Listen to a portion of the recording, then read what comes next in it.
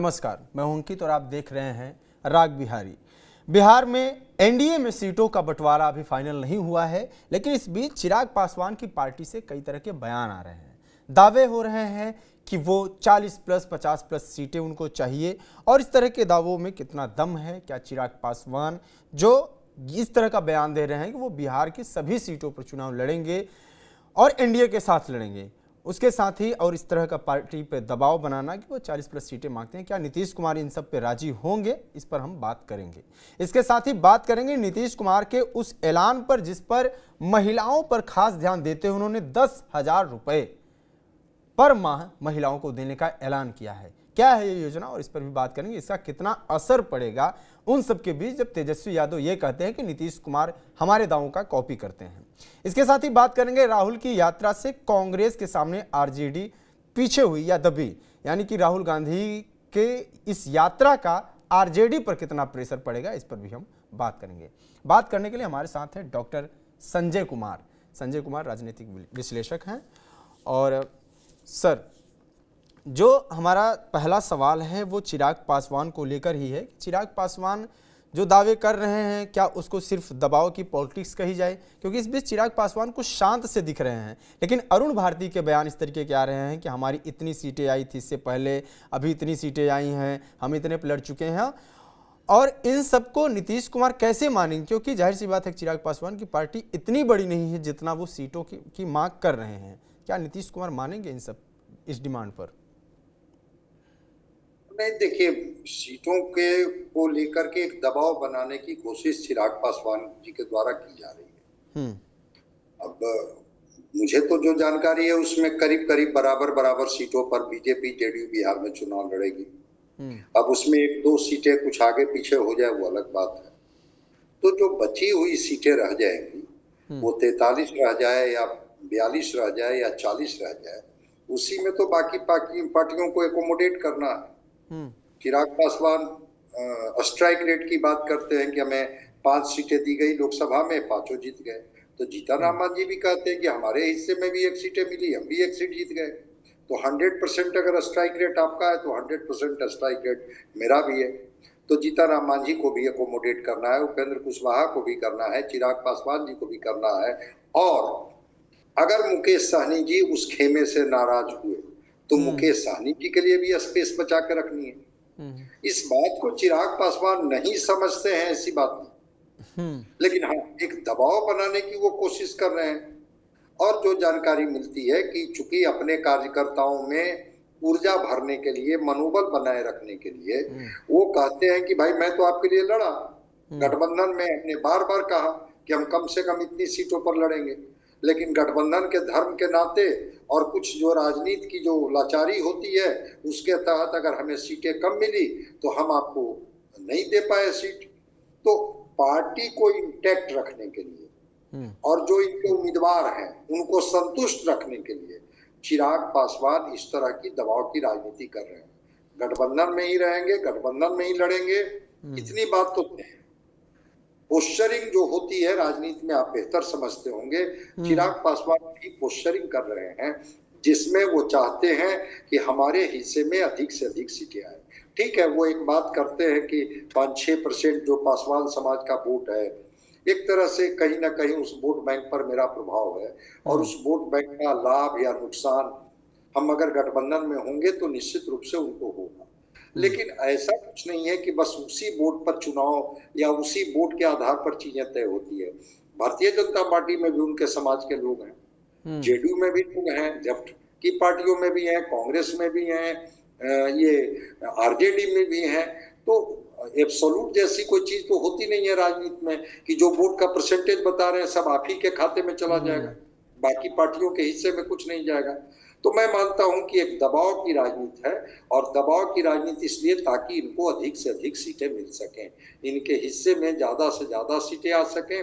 इस वजह से चिराग पासवान की बार बार जो पोजिशनिंग है और पोस्चरिंग है वो बदलती है। और आप देखते होंगे कि ये टारगेट करते हैं नीतीश कुमार जी। नीतीश कुमार पे ये बोल रहे हैं कि मैं पहली बार, ऐसा वो स्थापना के बाद पार्टी के, कि पहली बार हम गठबंधन में चुनाव लड़ने जा रहे हैं, इसके पहले कभी गठबंधन में लड़े नहीं। तो ये बात तो नीतीश कुमार को भी पता है कि ये लड़े नहीं है, फिर भी हम तो सरकार में हैं ही, हम तो मुख्यमंत्री बन ही रहे हैं। और 43 से 137 सीटों तक के बीच का जो डिमांड है, और 43 सीट प्लस, अगर 40 प्लस भी मान लें, 30 प्लस भी मान लें, तो इनके लिए क्या इतना इसको बचता है? मुझे नहीं लगता कि 20 से ज़्यादा होगा। क्या समीकरण है कि अगर मिलता भी है तो कितना मांझी को और कितना चिराग को कितने में सेटल किया जा सकता है, अगर 100 सीटों पर भी लड़े बीजेपी और जदयू तो? जी बिल्कुल बिल्कुल, बहुत बहुत स्पष्टता से आपने बात रखी कि अगर 100 सीटों पर भी बीजेपी और जेडीयू चुनाव लड़ती है तो बाकी जो बची हुई सीटें हैं वो तो 43 ही रह जाती है ना। हाँ वही। और 43 सीटें अगर रह जाती हैं तो उसमें मानते हैं कि अगर 20 से 25 या 30 सीटें मैक्सिमम भी अगर चिराग के हिस्से में चला गया तो 13 सीटों पर मांझी जी और उपेंद्र कुशवाहा को समझौता करनी पड़ेगी। तो 20 से 25 सीटें इनके हिस्से में मिलने की उम्मीद है और चिराग पासवान गठबंधन में लड़ेंगे भी। लेकिन मैं बताया ना कि उसके निहितार्थ को थोड़ा समझने की जरूरत है कि जो इनके पार्टी के कैंडिडेट हैं उसको अभी से ये निराश करना नहीं चाहते। वो बताना चाहते हैं, एक मैसेज देना चाहते हैं कि भाई हम तो अंतिम तक लड़े, हम तो गठबंधन से बाहर निकलने के लिए भी तैयार हो गए। आप ही लोगों ने कहा कि नहीं गठबंधन में ही चुनाव लड़नी चाहिए, तो भाई मेरे हिस्से में तो अभी इतनी ही सीटें आई, अब आप इसको जिस रूप में आप चुनाव लड़ लीजिए। तो ये चिराग पासवान का अपना डिप्लोमेसी है और जिस डिप्लोमेसी के तहत अरुण भारती जी इस तरह के बयान दे रहे हैं।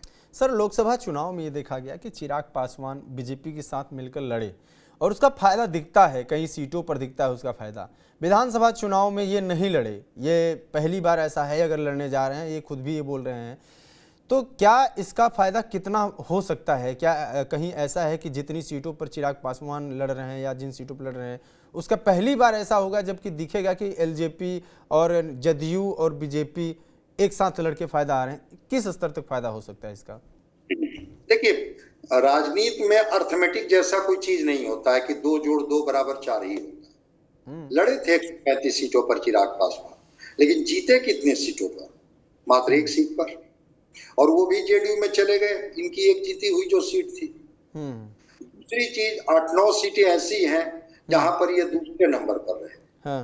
तो चुनाव लड़ना लोकतंत्र में सबको इजाजत है कि आप चुनाव लड़िए, लेकिन आपकी विनिएबिलिटी नहीं है, परिणाम अगर आप नहीं दे पाते हैं, और वो भी जो भारतीय जनता पार्टी के बागी उम्मीदवार थे जिनको भारतीय जनता पार्टी टिकट नहीं दे पाई थी, उन सारे बागियों को या और भी पार्टी के जो बागी थे उनको उम्मीदवार इन्होंने बना दिया।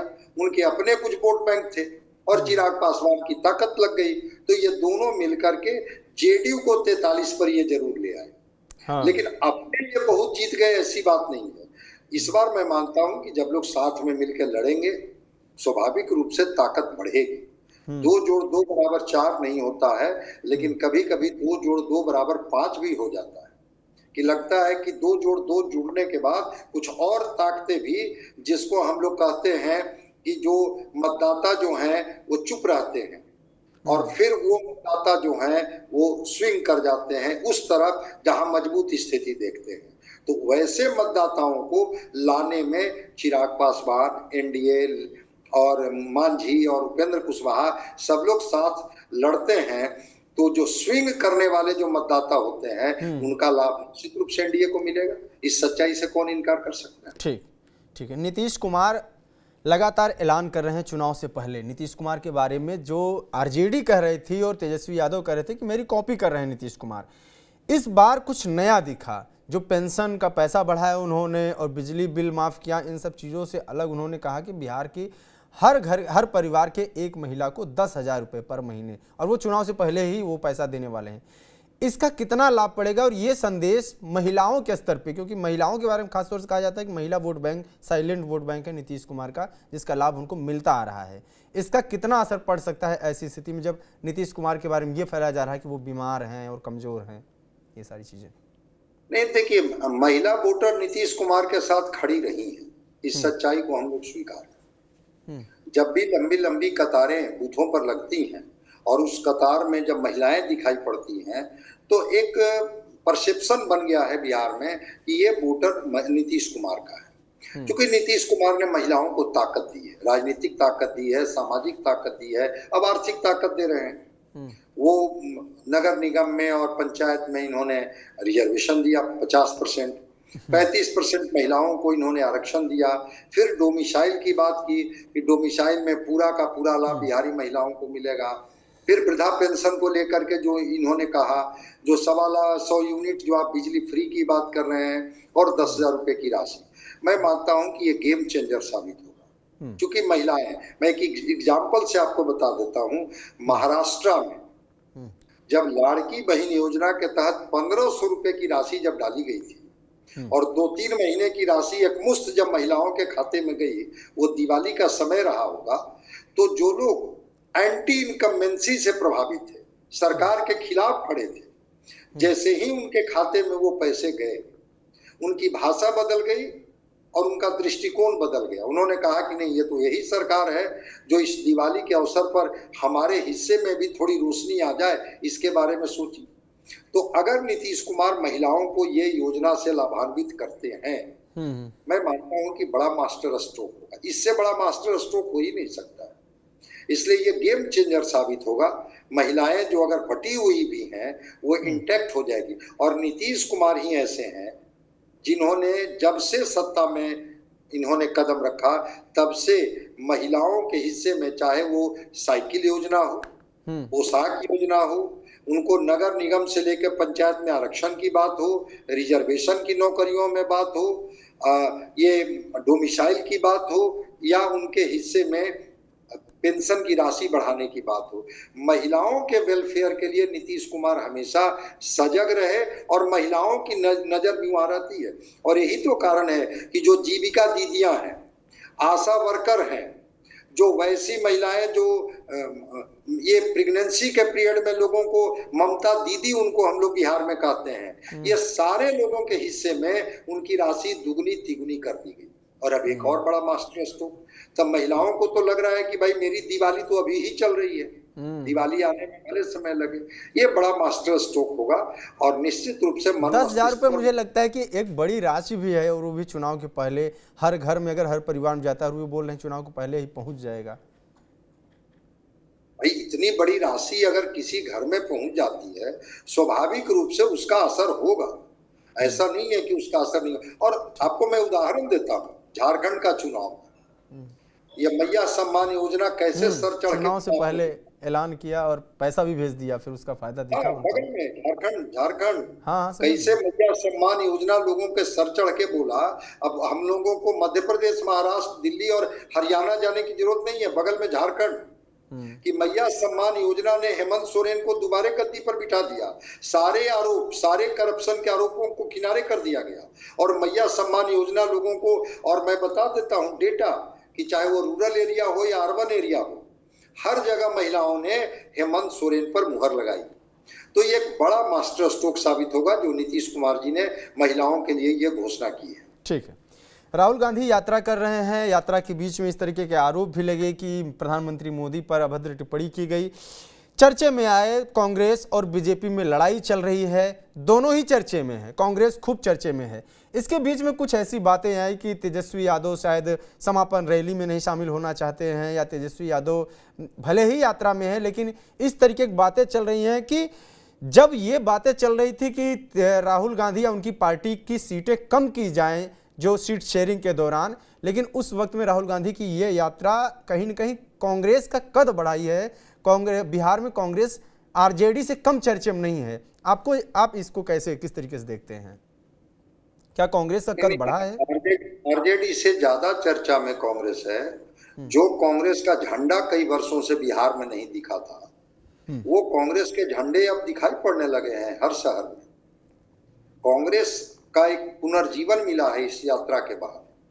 और राहुल गांधी जो लगातार बिहार को साध रहे हैं, चाहे वो संविधान बचाओ यात्रा हो, चाहे इनका रोजगार यात्रा हो, चाहे अभी वोट अधिकार यात्रा, ये सबके बहाने एक जमीन पर उतर के राहुल ने अपनी ताकत, अपनी जमायत, अपनी क्षमता को बताई है और जो इनके अलायंस पार्टनर है, बड़े अलायंस पार्टनर है तेजस्वी जी, जिनके तरफ आप इशारा कर रहे हैं, उनको उन्होंने बताया। तेजस्वी जी की पार्टी आरजेडी यही कहा कि कांग्रेस को खारिज कर देती थी ना, कि आपकी जमीन कहाँ है, आपके समीकरण कहाँ है।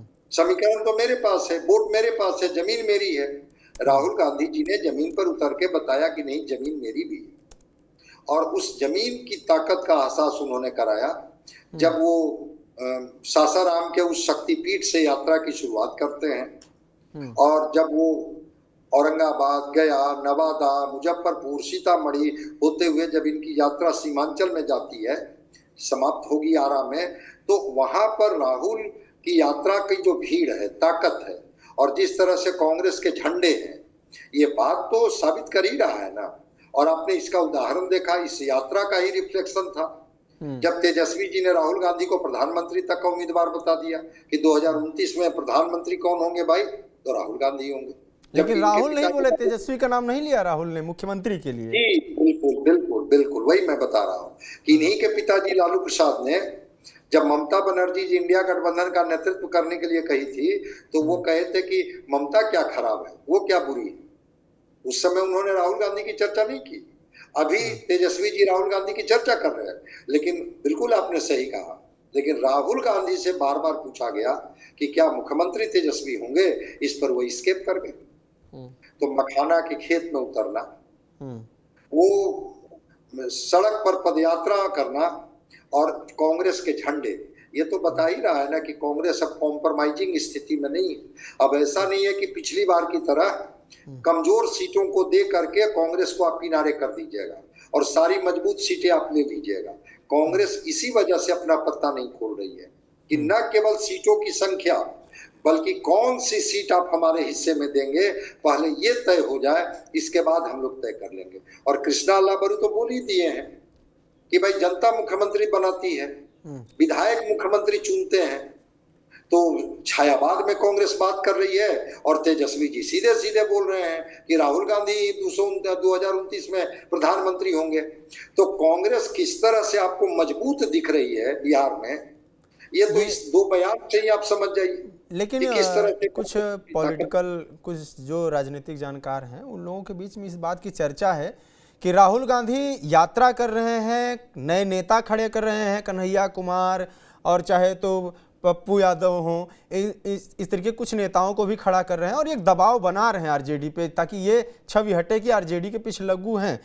लेकिन ये कहा जा रहा है कि इसका फायदा ज़्यादा मिलेगा नहीं है, बल्कि इसका नुकसान आरजेडी को हो सकता है अगर ऐसे दबाव के साथ फिर से एक बार राहुल गांधी या कांग्रेस 90 सीट या इस टाइप का सीट शेयरिंग पे डील कर ले जाती है, तो क्या ये वोट ट्रांसफर करा पाएंगे उन सीटों पर जिन सीटों पर आरजेडी के नेता लड़ रहे हैं। समीकरणों के दृष्टिकोण से राहुल गांधी कहाँ या कांग्रेस पार्टी कहाँ है, इस पर सवाल उठ रहा है। क्या है इस पर आपका विचार? नहीं, समीकरणों के दृष्टिकोण से कांग्रेस जो है वो दलित वोट को साधने के लिए कोशिश कर रही है। वो जगलाल चौधरी के पुण्यतिथि में आना, दशरथ मांझी के गांव जाना, राजेश राम को अपना प्रदेश अध्यक्ष बनाना, तो दलित वोट के बारे में वो बता रही है कांग्रेस कि दलित हमारे साथ फिर खड़े हो रहे हैं। मुस्लिम समाज का वोट, वो तेलंगाना और कर्नाटक के बाद कांग्रेस का कॉन्फिडेंस बढ़ा है। और दूसरी बात मैं बता रहा हूँ, लोकसभा का एक एग्जाम्पल से आप बेहतर हम लोग इस चीज को रख पाएंगे, व्यूअर समझ पाएंगे। लोकसभा चुनाव में आरजेडी कितनी सीटों पर लड़ी और कांग्रेस कितनी सीटों पर लड़ी। अगर आरजेडी 4 सीट जीतती है तो कांग्रेस भी लोकसभा में 3 सीट जीत जाती है, और पप्पू यादव को जोड़ दीजिए तो 4 सीट। तो 4 सीट पर कांग्रेस भी जीतती है, 4 सीट पर आरजेडी भी जीतती है। तो अगर स्ट्राइक रेट लोकसभा के हिसाब से हम लोग देखेंगे तो कांग्रेस बिहार में अब बहुत कमजोर नहीं है। अगर दलित, अति पिछड़ा जिसकी बात लगातार राहुल गांधी कर रहे हैं, और मुस्लिम अगर इनके साथ खड़े हो जाते हैं, तो उस कॉम्बिनेशन में ऐसा नहीं है कि केवल जो माई समीकरण की बात करके आरजेडी कांग्रेस को किनारे कर देती थी, वही यात्रा तो जमीन तैयार कर रही है। उसी जमीन की बात तो मैं बार बार कर रहा हूं कि उस यात्रा में अलग अलग कम्युनिटी के लोग कांग्रेस के साथ भी खड़े होते हुए दिख रहे हैं। और अगर लेफ्ट की पार्टियां, आरजेडी, कांग्रेस, मुकेश सहनी सब लोग लड़ेंगे, तो सबका दायित्व बनता है वोट ट्रांसफर कराने का। वो मैसेजिंग होता है कि भाई हम गठबंधन में जब लड़ रहे हैं तो मुख्यमंत्री तो तेजस्वी को बनना ही तो तय है। जब सबसे बड़ी पार्टी आरजेडी है, कोऑर्डिनेशन कमेटी के चेयरमैन तेजस्वी हैं, कांग्रेस आज पत्ता खोले या कांग्रेस 15 दिन के बाद पत्ता खोले, मुख्यमंत्री किसको बनना है? मुख्यमंत्री तो कांग्रेस को बननी नहीं है, मुख्यमंत्री तो तेजस्वी को बननी है। इसलिए मैं समझता हूं कि कांग्रेस मजबूत स्थिति में रहते हुए भी तेजस्वी जी को मुख्यमंत्री बनाएगी। तो वोट ट्रांसफर इसलिए कराएंगे कि हमारे पास विधायकों की संख्या हो, ताकि एनडीए को हम सत्ता से दूर कर सकें और इंडिया गठबंधन की बिहार में सरकार बन सके। शायद इसीलिए तेजस्वी यादव के नाम का ऐलान भी लोग नहीं कर रहे हैं कि ये वाली छवि हट जाए कि MY समीकरण और सिर्फ जात विशेष या धर्म विशेष की पार्टी, सबका वोट इकट्ठा हो, ये जो आप बता रहे हैं बात। बिल्कुल बिल्कुल बिल्कुल। मैं और एक उदाहरण बता रहा हूँ। पहली बार बिहार से कांग्रेस वर्किंग कमेटी में दो अगड़ी जातियों को रखा गया, 2 लोगों को कांग्रेस वर्किंग कमेटी में रखा गया। पहले जब कांग्रेस बहुत मजबूत स्थिति में थे आजादी के बाद भी, उस समय भी 2 लोग बिहार से कांग्रेस वर्किंग कमेटी में नहीं होते थे।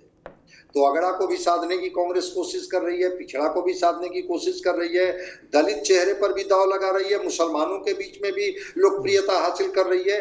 तो बिल्कुल आपने सही कहा कि मई तक ही अब हमारा गठबंधन नहीं है, बल्कि कांग्रेस ने इसको विस्तार दिया है। इस वजह से हो सकता है यह रणनीति का हिस्सा हो, जिसके तहत कांग्रेस अभी मुख्यमंत्री के नाम को लेकर के कोई घोषणा नहीं कर रही। ठीक ठीक। डॉक्टर संजय कुमार, जुड़ने के लिए बहुत बहुत धन्यवाद आपका। बिहार में जो 3 चीज़ें, जिन 3 चीज़ों पे हमने बात किया, उनमें से प्रमुख बात जो ये है कि कांग्रेस काफ़ी चर्चे में है, कांग्रेस बनाम बीजेपी भी हो रहा है। आपने कैसे देखा कि पटना के सड़कों पर लड़ाई भी हो गई, लेकिन इन सब के बीच में जिस बात की चर्चा ज़्यादा है वो यही है कि कांग्रेस कितनी तेज़ी से अपने आप को आगे बढ़ा रही है। क्या वो आरजेडी की पिछलग्गू बन के रहने वाला जो एक मोहर रहा है, उसके ऊपर लगा रहा है, उससे आगे निकल पाएगी? चुनाव परिणामों में इनका क्या असर पड़ेगा, ये सब देखने की बात होगी। और ये भी देखना होगा कि राहुल गांधी की इन रैलियों का, इन यात्राओं का कितना फ़ायदा आरजेडी को और कांग्रेस को मिलता है। इन तमाम विषयों पर आपकी क्या राय कमेंट बॉक्स में जरूर बताएं। देखते रहिए TV9 इंडिया झारखंड। नमस्कार।